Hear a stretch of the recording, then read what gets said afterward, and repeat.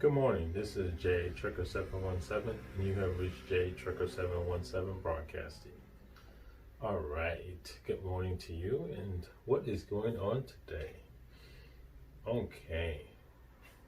America's fifth largest trucking company to receive $700 million loan from Trump administration. All right. That's a lot of money. All right. On Wednesday, federal authorities announced a plan to provide a massive loan to trucking company YRC Worldwide Incorporated in exchange for an equity stake in the company. On July 1st, the U.S. Department of Treasury announced intentions to provide Overland Park, Kansas-based trucking company YRC with the $700 million loan in exchange for a 29.6% equity stake in the company. YRC entered into an agreement with the U.S. government on Tuesday, June 30th, 2020, with the company was worth only $70 million at the close of the market day on Tuesday, according to CNN. The loan has been distributed as part of a Coronavirus Aid, Relief, and Economic Security Act, CARES, after the U.S. Secretary of Defense determined that the trucking company is essential to national security. Okay, from July 1st, news released the Department of Treasury. YRC is a leading provider in critical military transportation and other hauling services to the U.S. government and provides 68% of less than truckload services to the Department of Defense. The loan will enable YRC to maintain approximately 30,000 trucking jobs and continue to support essential military supply chain operations and transport industrial, commercial, and retail goods to more than 200,000 corporate customers across North America.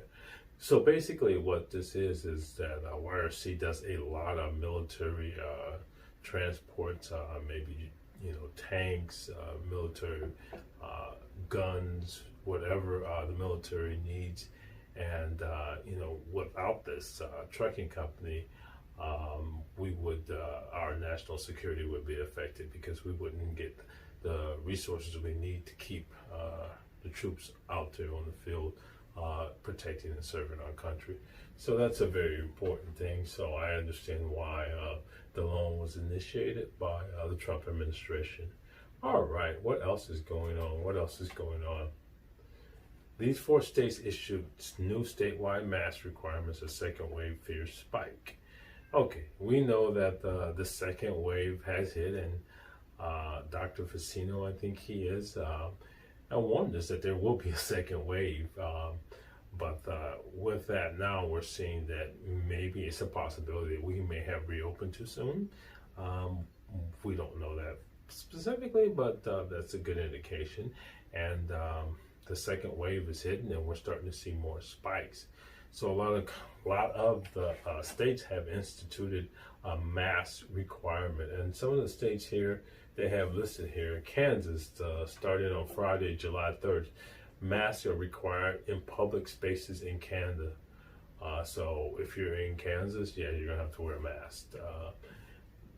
Oregon, starting July 1st, face masks are required.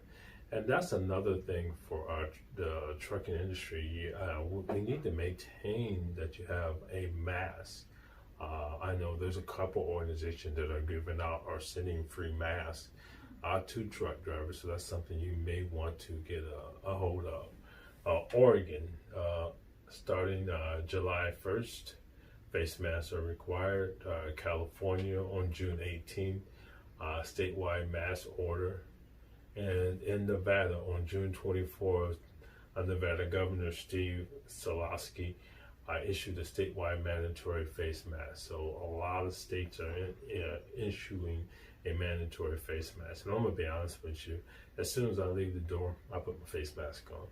I'm just a little bit more extra careful when it comes to that. Don't want to get sick, don't want to get anybody else sick. All right, truck drivers attacked while making delivery in Salt Lake City. Okay, so we know that there's certain areas that you have to be careful with, especially with all of the protests that are going on and different things that are going on across the country. Truck driver was making a delivery in Salt Lake City suburb, was attacked and stabbed. The truck driver had to be life flighted to a hospital. This is pretty bad. Incident occurred over the weekend in Vernal, Utah, while the truck driver was unloading a delivery to a Family Dollar store. Virgil Leon Carmichael reportedly began stabbing the truck driver. According to the truck driver, while he was uploading the trailer, Carmichael approached and was angry that the driver's truck was blocking the roadway. Oh my gosh. And he told the truck driver that he was going to get a knife. The truck driver said that Carmichael appeared intoxicated. The guy's delivering his load. Somebody's complaining that he's blocking the driveway, so they go get a knife. Oh my gosh. Carmichael returned to the Family Dollar store moments later carrying 2 knives. He reportedly told the truck driver he was going to kill him. A store employee called the police. When the police arrived, Carmichael was gone. He was later found hiding in a backyard near the store. Virgil came out of hiding towards the police officers as a taser was initiated. Giving commands to Virgil was somewhat compliant and following direction. According to the affidavit, at this point, Virgil was detained in handcuffs and a knife was located in his back pocket that had blood on it. The truck driver suffered a large laceration on his wrist. In an effort to save the driver's hand, he was flown to Salt Lake City Hospital. So this is a real bad situation, and it's a sad thing in our country that truck drivers cannot drive and deliver their load without worried about somebody attacking it. Not good news at all. Be safe out there, be careful. I remember I was driving down the freeway, and you all know you have to stay in the right lane. You can't get over.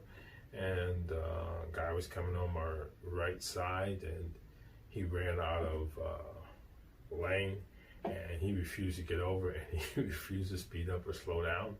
And he had to kind of slam on his brakes, and he came around the other side of me and started throwing beer bottles out of his car at my trailer. And then he got a little bit ahead of me and started throwing them up and start bouncing them off my windshield. So again, as a truck driver, I understand you have to be careful out there. People tend to, get angry with you very quickly. Okay. What else is going on? Good news.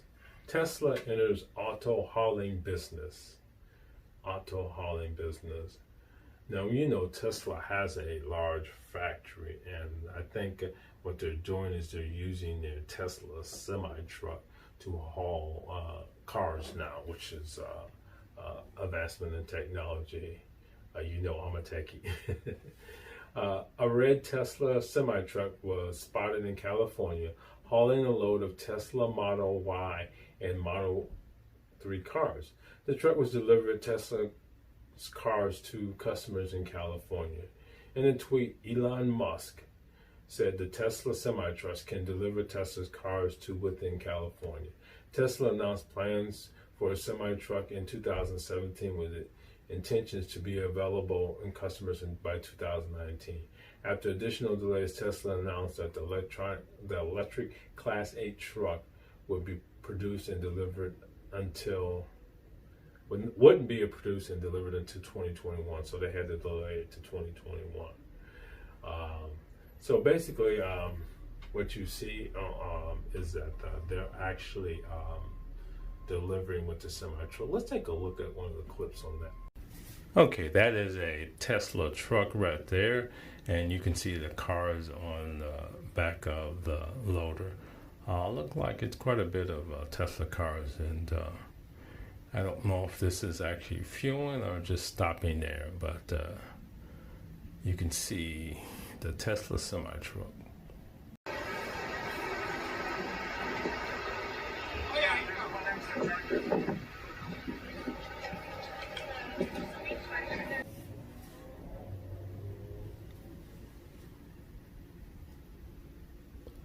can see this Tesla truck, and everybody's taking a look at it. It's a gray Tesla truck.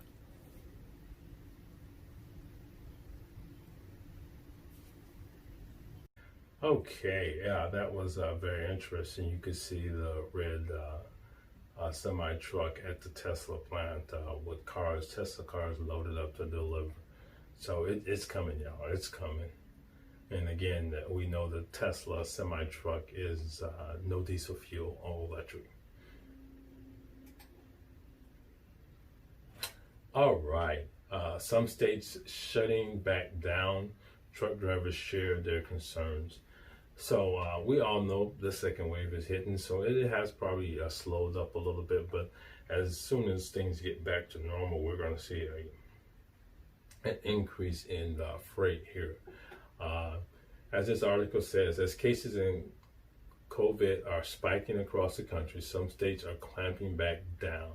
Last week, Texas and Florida pulled back and ordered bars to close again and have restricted capacity at restaurants. Several counties in California has also ordered bars to be shut down. Now, according to this poll, it says CDL Life poll app users about the concerns of the second shutdown. So they basically did a study, and they said the opinions were mixed. 49% of drivers said that they were concerned. 51% said they were not concerned with the second wave. So we see there's a mixed review on that. Some of the voices in the poll, one said, we need texting sites at all truck stops and have masks and gloves for all truck drivers at the same price they are at Walmart. So they want to make sure that they're paying the same price for some of these masks, because people are making money off of these masks, trying to profit off of these masks, and it's just one of those things I don't agree with. The company, another comment, the company I was leased to got lows on open boards and rates tanked. I had to get my own authority to get in on what was going on now. So it's not difficult to say I actually benefited from it.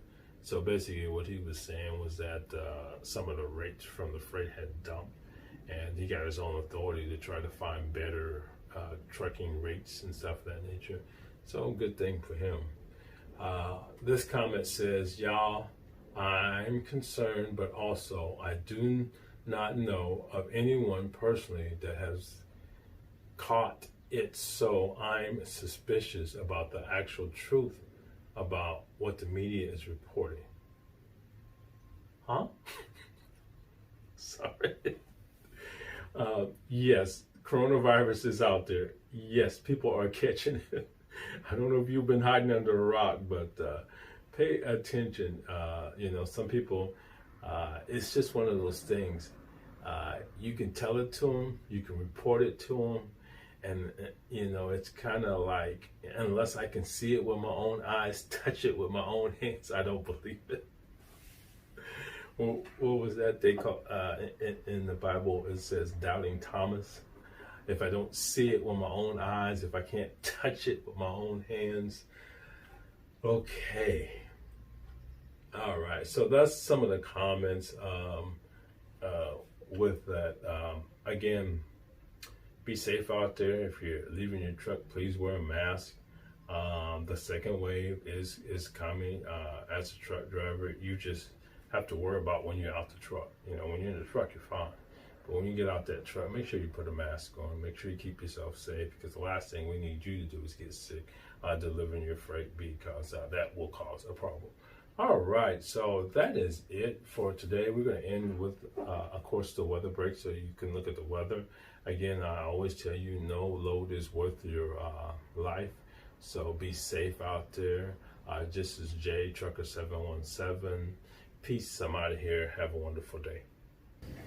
Here is a look at your forecast across the nation over the next couple of days. We'll look at some of the highlights. There are things to watch out for. And Wednesday, one of those things to watch out for will be thunderstorms from the Midwest, places like Iowa, Missouri, all the way down to the southeast. Atlanta could see some nasty thunderstorms, high of 87 for you guys. A few showers and thunderstorms in the Northeast, and nice and dry in the plains, all right?